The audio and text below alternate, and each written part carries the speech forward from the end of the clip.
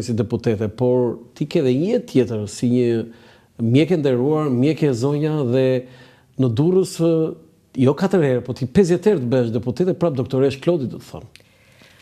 Në fakt njeriu nuk mundet kurse si ta hedhë poshtë luftën që ka bërë për të arritur për të patur një karrierë të tij profesionale. Të vjen keq që ke e heq atë bluzën e bardhë edhe shpesh herë them me vete që këto janë dy gjëra që detyrimisht janë të lidhura me njëra tjetrën dhe shkojnë paralelisht dhe është një sakrificë shumë e madhe ndër vite që ti të bësh një përpjekje që të jesh e gjendur, domethënë që të gjendesh kudo, por që të mos ta humbësh të mos të humbësh atë sakrificë të madhe që ti ke bërë gjithë jetën tënde. Të mos humbësh një ëndër që ti e ke patur që fëmijë. Dhe nëse Kur ishe fëmijë ti kishe ëndër të bësh mjeke? Po, sepse që fëmijë kisha nënën time të smur dhe kur vinte urgjenca gjithmonë mendoja, po ç'a mund të bëj unë një gjë për nënën time që ta shëroj. Ja se vonte, kishte një hipertension që në moshë të re. Dhe pastaj gjatë gjithë viteve unë ka ndodhur me familjarët dhe ëndërroja shumë dhe fati ka dashur që në çdo gjë që unë kam arritur në jetë ketë qenë me konkurs. Për shembull, ka qenë brezim, ka qenë me konkurs shkolla e lartë. Dhe konkurimi do ishte padyshim për mjekësi. Dhe ato se harroj asnjëherë, sepse ka qenë nga betejat e mia më të para dhe më të vështira. E sa ta dole? Dhe dola e para. E para? Po. Klodi s'peju. E para, ë? Ç'a viti Klodi? Po, ka qenë në vitin 92. 92. Po. Në atë vit që shumica e njerëzve u larguan, treçereku nga klasa ime e gjimnazit hypën anije dhe ikën. Në të marsit? Të marsit në të një? Po, dhe ne... Jo, unë e di shumë atë situatë. Kam qenë gjimnaziste në atë vit. Gjimnaziste? Dhe ne në atë kohë kemi ngelur gjithsej edhe tani, kemi ngelur shumë pak nga pra shumica e njerëzve. Dhe ti ideove që të bëheshe mjeke... Atë e kisha pasion. Sepse maman e kishe smur, do dhënë me tension. E kisha pasion atë pjesën e mjekësisë. Tani kur u bëre mjeke... Pastaj u mbaroi mjekësia 6 vjet, ishte brezi i parë. Jo, një sekondë, u bëre mjeke. Je kujdesur shumë për maman? Po, maman e kam, babaj nuk e kam më, po jam kujdesur shumë edhe vazhdoj të kujdes. Si e ke me shëndet maman? Me tensionin? Po, historia familjare ka qenë e tillë që ne kemi patur beteja me shëndetin me gjithë familjarët, kështu që mua më është dashur që të kujdesem shumë për ta. Sepse nga njëherë në këto sëmundje shkon edhe gjenetika në mes dhe mua më është dashur që vazhdimisht merrem me familjarët. Dhe nga njëherë them që ka qenë destini im që të bëhesha mjeke, sepse po të mos kisha qenë një mjek në familje, do kishim pas vështirësi. Pra e nisim nga familja, po jo vetëm kjo. Pastaj ka qenë një betejë tjetër. Po kom gullë, më tregot një gjë që mama, se mua më bëm, jo përshtypje, po përshtypje për mirë, që mama jote kur ka ditë linën ti bën atë urimin, del fotografi, se shumë pak deputeti shikojnë këto, që dalin me mamat, edhe kjo është mamaja ime dhe unë e kam krenari, tani të flasim. Do të vazhdoj të këmgull, që ta kem në sa më gjatë, por ajo që unë kam... Sa vjeç është nëna? 85. Shekulloft. Faleminderit. Ajo që unë kam kuptuar është që ne jemi shumë egoist me prindrit. Në që kuptim? Sepse ne duam t'i mbajmë në jetë edhe atëherë kur një destin tjetër vendos që duhet të largohet nga kjo jetë. E di që ke përjetuar humbjen e babait, por nuk pate mundësi të bëhet diçka për babain?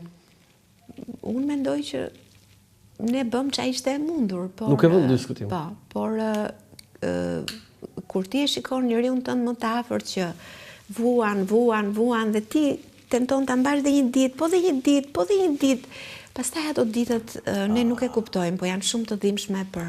Ja se ndroi jetë babai? Po, shumë smundje komplekse që në atë moshë bëhen gjitha bashk. Por gjithsesi prap them që kujdesi për prindin dhe sidomos kur janë periudha të tilla shumë të angazhuara që ju e di. Tani mbarove punë me këtë, se ti kishe një ëndër të bëheshe mjeke... Ëndra e dytë. Jo, prit, një sekundë. S'kemi mbaruar. Jo, do shkojmë aty, po prit se ti nuk je vetëm ti mjeke në familje, bashorti yt është mjek. Dhe vajza jote ka ndjekur në rrugë, mirë ti, po vajza pse u bë mjeke? Dhe ka një gjë shumë të çuditshme Landi që ajo më ka ngjarë me natyrën 100%. Pra, qëllon shumë shpesh që... Dardha, ku mund të bjerë zonja Sfaju? Jo, që unë s'do doja ta kishte këtë. Pse?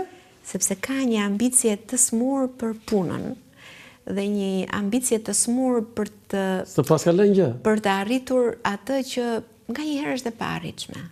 Megjithatë, njeriu kur këmbgulka... Po, vajza është në të njëjtin specialitet? Vajza në fakt, kur unë isha në ato momentet vendosi që donte të bënte shkollën jashtë.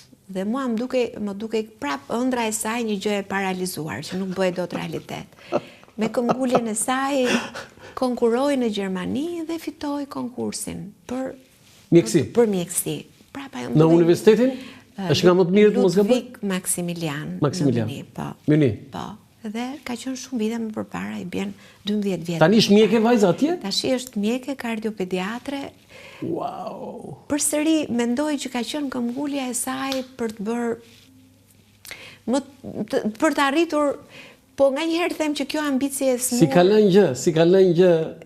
Mamit. Edhe babit. Edhe babit, se edhe babit. Tani, okej, vajza mjeke, po mirë tani e ëndra jote për të bërë mjeke, po tani edhe burre more mjek. Tash ne bashkë kemi lidhur shumë herët, në fakt, me thënë të vërtetën, jemi martuar shumë herët, Dea ka lindur kur unë kam qenë në universitet. A, ke qenë shkolla atëherë kjo? Po, patjetër. Dea është 30 vjeç, kështu që... Me bashkëshortin e njohur që në Durrës? Që në universitet, kemi qenë bashkë, po. Kemi ngritur gjithçka bashkë, me shumë sakrificë, dhe po thuaj se vazhdon në njëjta sakrificë, se jeta kështu është. Tre mjek ju, duhet. Po djali? Djali nuk donte të bëjë mjek. U bët gjithë mjek dhe më të shmend ka thënë. Janë më praktik, breziri, se kam diferencë në fakt me njëri tjetrin, dhe si gjithë këto bashkëmoshatarët e vet, këto duan që ta marrin rrogën sa më shpejt, nuk presin do 10 vjet. Dhe për çfarë është djali? Për shkencat kompjuterike, studion. Është në një nga universitetet, nuk studion këtu, studion në Londër, është universiteti mirë, përpiqet, por jo gjithmonë djemtë kanë ato rezultatet maksimale si vajza. Janë më mirë vajzat, e kam dëgjuar këtë, po s'më vjen dhe aq mirë, kështu se unë një kam. Shiko, po e ke shkëlqyer. Po mirë, po. Zonja Sfaju, më thuaj pak të gjë se do të pyes edhe për prindin, po te bashorti, nuk të ka thënë ndonjëherë Klodi me këtë politikën tënde na plase, na mërzite, na lodhe. Boll, ikse, hajde punojmë këtu, kemi bluzat tona të bardha. Për ditë është ky debat sepse është. Po për ditë është debati se nuk është një gjë e thjeshtë ta tregosh që edhe këtë lodhje dhe sakrificën se është një vajtje ardhje çdo ditë dhe ne shkojmë në shtëpi në orën 10 darkës. Pra, nuk është lodhje pak dhe sakrificë pak dhe të mendosh që herën 2 vjet je gjithmonë në këtë periudhën e mbi ngarkesës. Zgjedhje. Por ne kemi rënë dakord me njëri tjetrin që këtë sakrificë do ta ndajmë bashkë. Po them që do bëj ai këtë pjesën time. Tashti të ndihmon bashorti zonja Sfaju? Debate me. Po në fakt ka qenë në krah, edhe prindrit e bashkëshortit kanë qenë në krah gjatë gjithë kohës. Nuk do ta kisha arritur nëse të paktën nuk do kishte qenë mundimi i tyre për rritjen e fëmijëve. Të kanë ndihmuar prindrit e bashkëshortit për fëmijët? Shumë, sepse siç u thash, a shikoni që deputetëve, që anunset se si flet për vjedhjen dhe vjerrën. Po sa kemi aty në parlament që flasin kaq mirë për vjerrin dhe vjerrën, ë? Do të thonë e kupton, kjo është familja, është baza dhe besoj këtu e ke suksesin në zonjën Sfaju. Toleranca duhet të jetë nga të dy anët, sepse unë e kuptoj që nganjëherë teproj. Domethënë, ku e tepronti? Teprimi im ka qenë gjithmonë në këtë pjesën e angazhimit në kohë, në të gjitha aktivitetet që ti duhet ti përballosh. Kështu që koha e munguar ka treguar që duhet kemi një bashkëpunim dhe një tolerancë, edhe një mirëkuptim do të thoja, sepse vjen një moment që se tani edhe vitet kalojnë.